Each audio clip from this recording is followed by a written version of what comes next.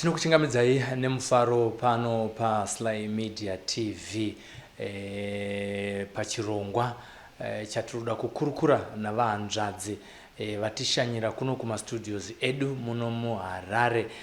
Vahanzvadzi vanonziwo Chiedza, vane nyaya iri kuvatambudza, iri kuvanetsa, uye vabva vauya mumwedzi watiri kucherechedza madzimai mukati menyika ino yeZimbabwe, tichitarisirawo zvibinga mupinyi zvavanosangana nazvo nezvinetswa zvavanosangana nazvo mukati meupenyu hwavo. Kwete izvozvo chete, tinenge tichicelebratawo zvekare maachievements ari kuitwawo nemadzimai, uyewo tichitarisawo kuti vari kukwanisa kunge vachipindawo mumabusiness sectors here, mumabasa omo vari kushandawo zvakanaka here, nekodzero dzavo dziri kuenda dzichiteedzerwa here mumabasa mavanenge vari. Asi nyaya iri panapa nhasi inyaya yakanangana neinheritance, yatoda kunzwa kuti Chiedza ndezvipi zvaari kutsutsumwa, zvaari kusangana nazvo marenge neupfumi hwakasiyiwa naBaba vake pamwe chete namai vake. Regai nditore mukana uno wokumuchingamidza muchirongwa. Makadi tete Chiedza? Right, makadi yenyu. Chiripo. Nhasi uno pane nyaya yamafambira kuno ku Sly Media TV iri kukunetsai uye iri kukurwadzai. Asi chekutanga tingade kunzwisisa kuti baba naamai vakashaya rini? Mom ndo vakatanga kushaya ndichiri grade 3. Ndobva dad vangu ndobva vamurora, ndobva vasiya, ndobva varora, ndobva vasiya, vachibva vazorora, wakazofa vainaye. Vakafa ainaye akangoti dad vangu vachifa, vachibva kunovigwa akafa auya, ndobva asikodzokera nauzogara. But audzonzi nyaradzo iriko musi wa17 patikange takuya nemukadzi yatakuya kunyaradzo, takasvika nyaradzo yatoitwa kudhara. Yaitwa kudhara ndopandikatosvika tete vangu vakutogara pamba ipapo achiti ndakanzi ndichengete. Saka vakataura here kuti ndakanzi nani? Ivo havana kutaura kuti vakanzi nani, vakangoti takatega tikuchengetere kusvika wakura. Tingade kuziva kuti baba ndo vakapedzera kushaya. Vakazoshaya wane makore manganiwo?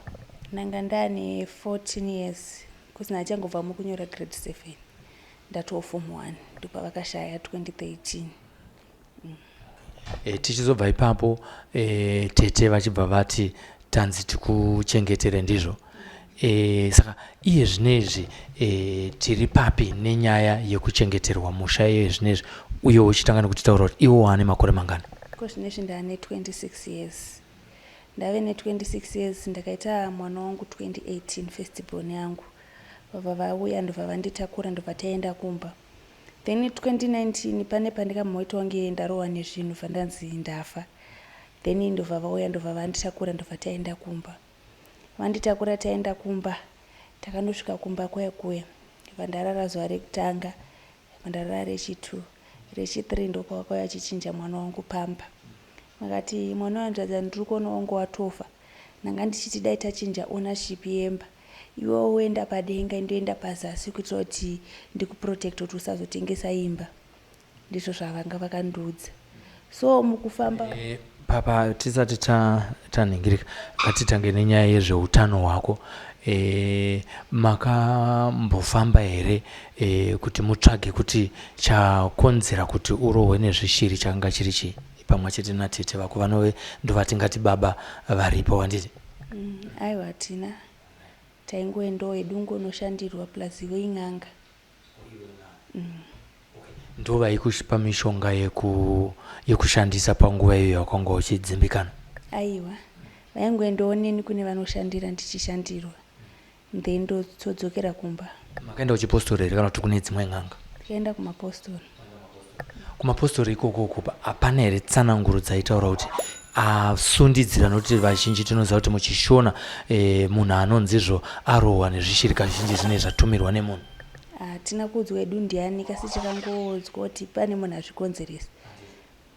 Ngatichitarisai nyaya yemba. Tete vataura kuti iwe uende pamusoro, ini ndoenda pasi kuti usazotengesa imba. Iye zvine taapapi? Zvinezvi ndobva vaenda kune akatengesera baba vangu stand. Ini ndakazomuziya 2020 ndopandikazomuziya. vavaenda vachiti ndichinjiro ownership yemba, ndiri kuchengeta mwana iyeye nemwana wake. So munhu uya haana kuvatendera kuti avachinjire ownership. Saka nekufamba kwenguvawo ndine mwana wababa wangu akazouya. Ini ndaive ndinaye muna December ndokutanga kumuziva kwandatanga kuita. Ndaiziva mumwe wacho but kuti ndasingamuzivi. So iko zvinezvi tave 3. Saka tave 3 kudaro. Takatarisirawo kuti pamwe tete vachati we have toro 2 rooms. Muiso maroja muchitora mari muchita zvamune muchita muri kwamuri. But aiwa havana kudaro. Kusvika ndazonyorerwa affidavit nemuridzi westand. Vanditi mwanangu dai tete venyu vanga vasingaite grade ndaenda kuno kuchinjisirai mapepa emba. Kasi manje nenyaya yakunetsa ndeyekuti tete vako iwewe vari kudawo imba yacho. Saka ndikwanise kukuchinjira mapepa emba. Iwo zvaungatoita chena unoregister estate yababa vako. Ndokunyorera affidavit iri woenda neaffidavit. Saka ndaenda neaffidavit ndakanoregister estate.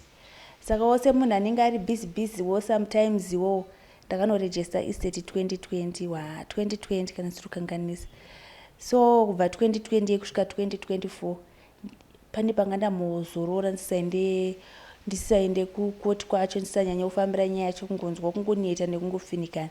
Saka ndikazoti papera pana 2 weeks ndopandakazoti beta ndifambire imba yababa wangu. Ndopandikavaseva pepa re-eviction 7 days. Ndobva 7 days dziya dzakapera nezuro. Ndopo vakapindura, anzi ivo vakapindura kuti ndakanzi ndichengete. So ini zvikuramba zvichindidya mumwoyo, zvichinditiwo ndechitotarisirawo nekuti ndandina murume. Ndechitotarisirawo kana imba yababa wangu ndikawanawo masenziwo mashoma tikashiyanawo tiri 3. At least ndogonawo kuendesawo mumwe mwana wangu kuchikoro ndichidya tichiraramawo ivo vachiraramawo vari kwavari. Ndozvanga ndinazo. Pane nyaya yekuti vari kungoramba vachiti ndakanzi ndichengete.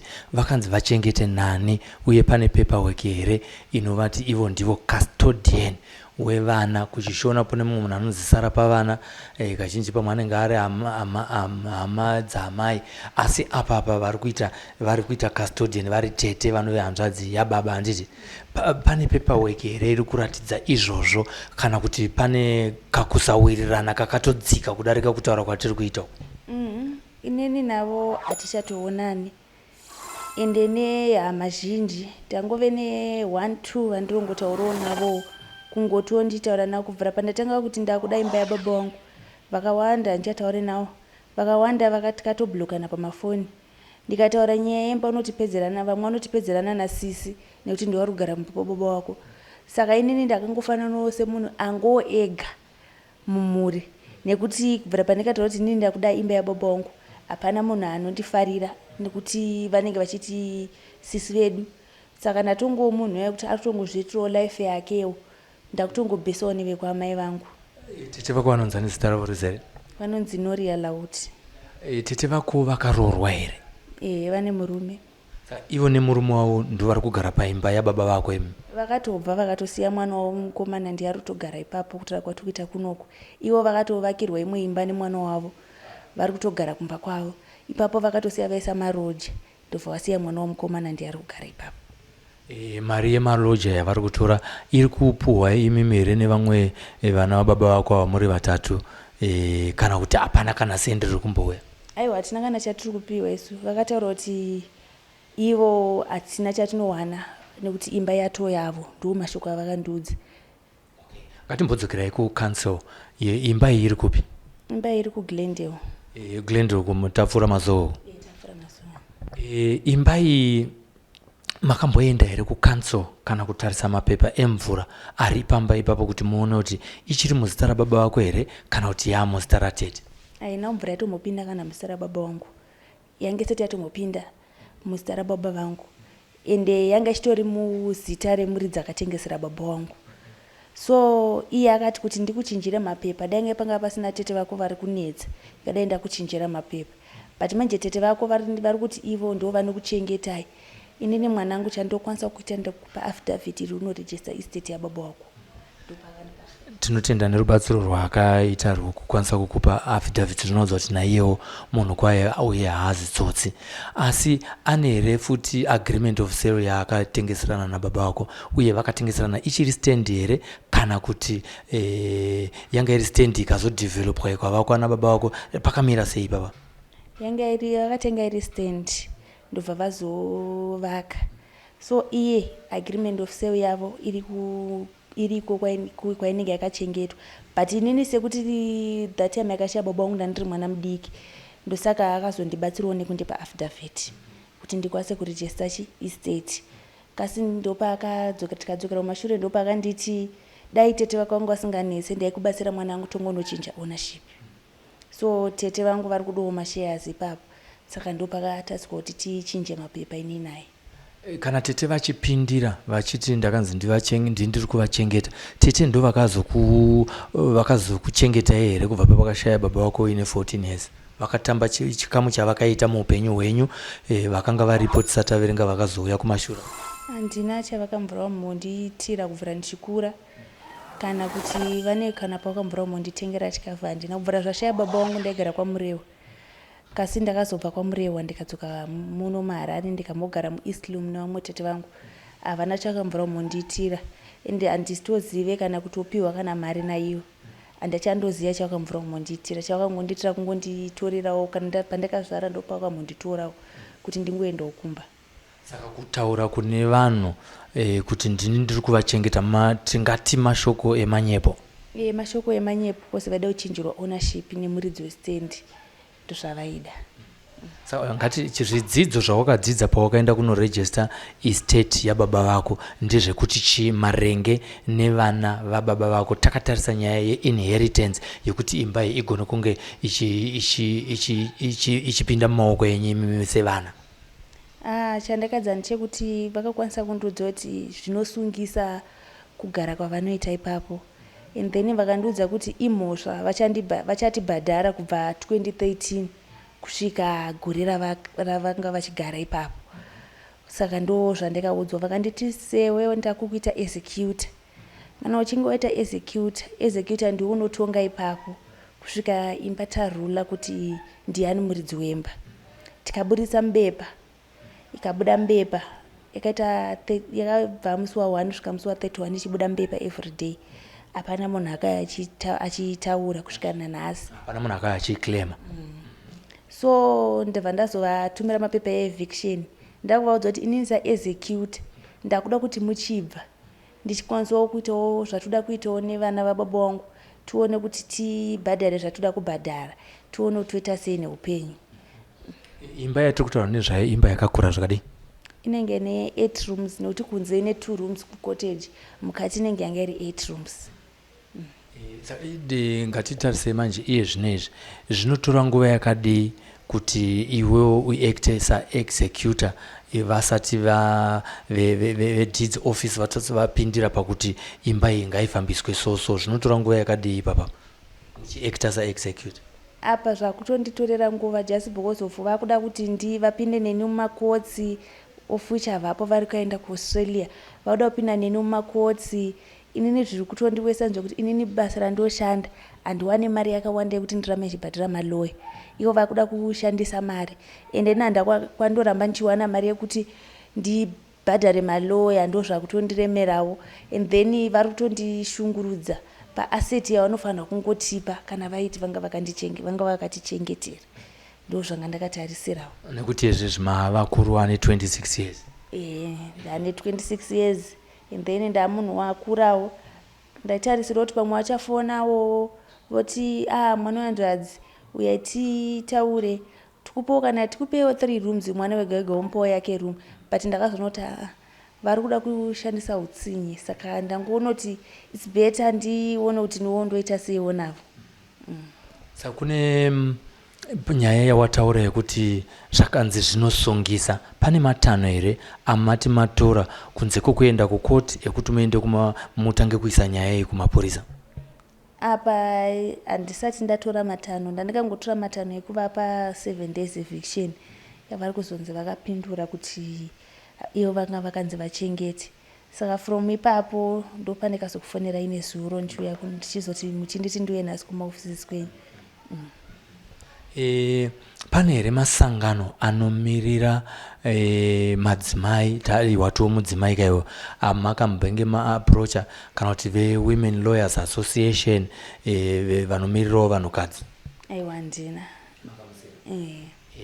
Then kana kuri kuti wawana rubatsiro kune ma-lawyers anenge achida kubhadharwa, ungade here kuti vamwewo ma-well wishers ari kunze uku kana kuti ma-lawyers vakukontakte iwewe kuti vakubatsire kuti vamire newe panyaya yakafanana neyawauya nayo kuno kuSly Media? Ndinoda kubatsirwa, ndinoda.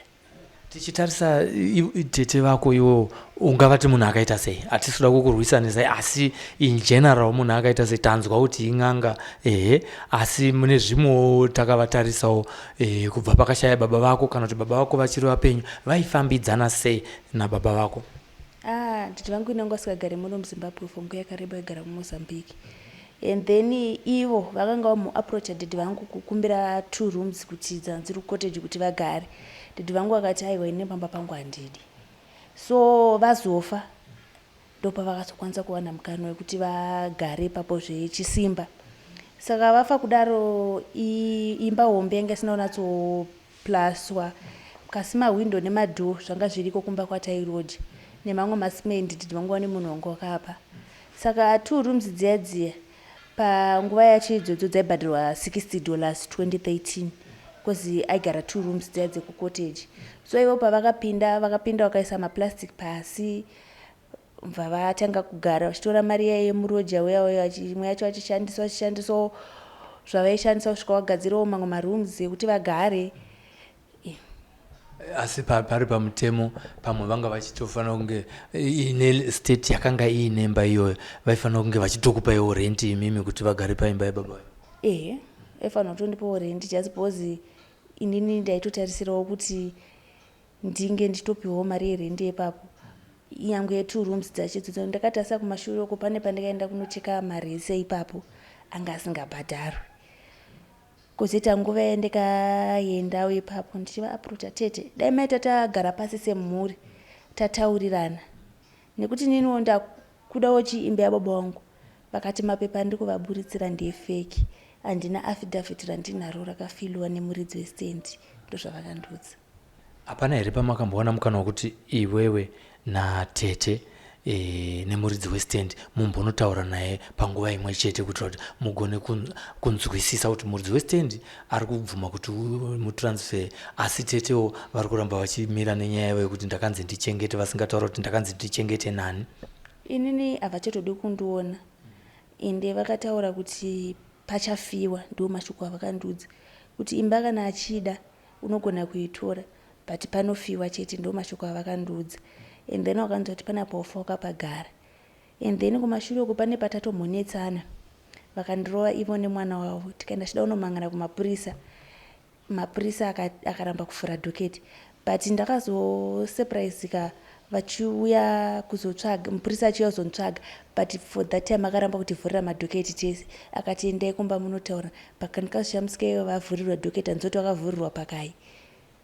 Dhoketi vanga vavhurirwa rari rekuti chimanje? Vachiti ini ndakavarova ende vanofamba vachiudza vanhu kuti ndakavatuka kuti muroyi, of which zvekuti ndakavatuka kuti muroyi ndakavatuka izvozvo mashure mekunge vanga vati panofiwa. Ndikati kana pachifiwa kana ndakafa ndimune mandiuraya. Ndozvandikavaudza. Mazuva ano vachiri kuzvimirira here nyaya iyoyo yekuti panofiwa? Vachiri kumirira panyaya imwe chete here? Iko zvinezvi ndakukwanisa 2.5 years pasina aona mumwe. Kana pakaitwa maprogram kumusha ina handiende nekuti havadi kundiona. Ende vakutoti vada kundiendesa kuma-DN, murume wavo vakutoti vada kundiendesa kuma-DN test kuti nekuti pamwe ndigononge baba vangu vasiriwo baba vangu. Ndo mashoko andakaudzwa nemurume wavo. Vada kuendesa iwowo chete here kuvamwe vana tuwa? Vanzi vada kuendesa inini nekuti vada kundiendesa kuma-DN nekuti ndogononge baba vacho vasiriwo baba vangu. Ndo mashoko andakaudzwa nemurume wavo. Pamwe nekuti iwo ndori kusumudza musoro. Vari kuzviziva here kuti kune vamwe vana tuwa vawazitaura kuti wakazoonana navo umwe akazouya gore rakapera muna December?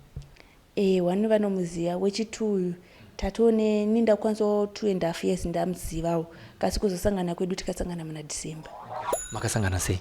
Akandifonera achibva kuBulawayo abvaenda kwagogo Vake kuStone Ridge then achibva azodzoka kudaro ndopandikamufonera abva kumba kwangu.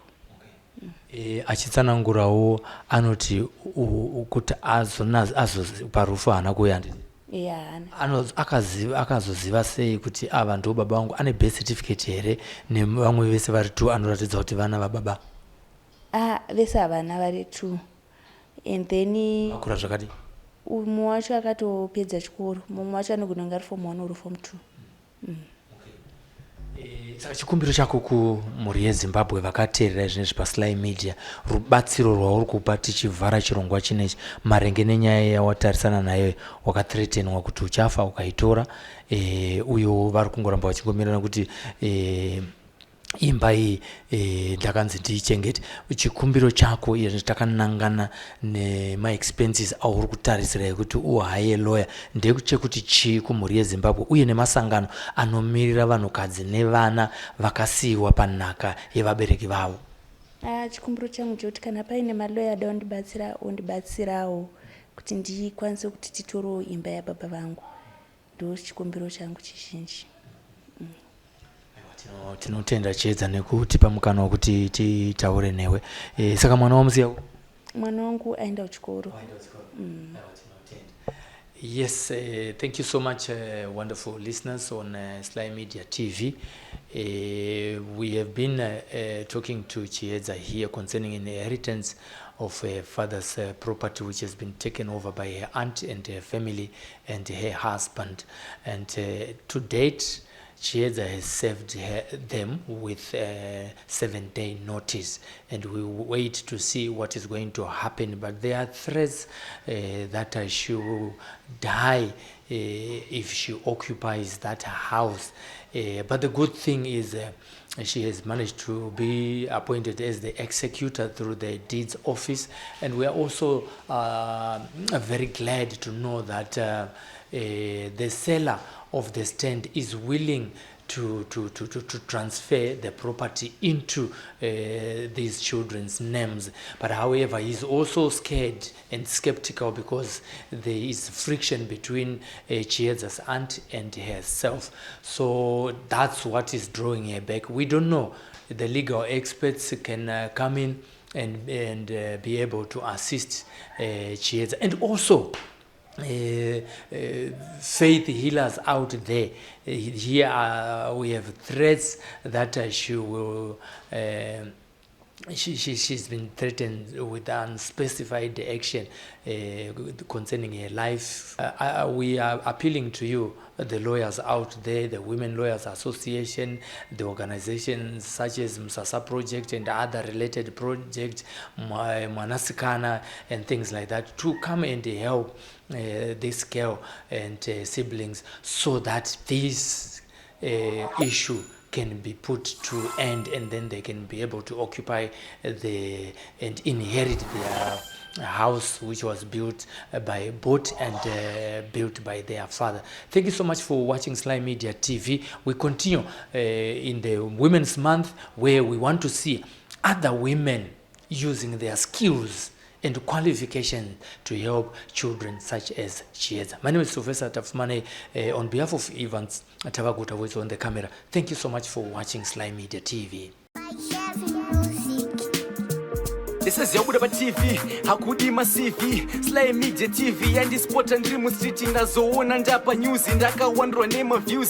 Sly Media TV, man, they change my dreams. Sly, yeah, Sly Media, Sly, yeah, Sly Media, Sly, yeah, Sly Media, Sly, yeah, Sly Media. Kuchinja vision, yeah, my ghetto youth, Kuchinja life, yeah, my ghetto youth. Kutipa nzira semageto youth, kutipa gwara ramangwana rakanaka. Sly, yeah, Sly.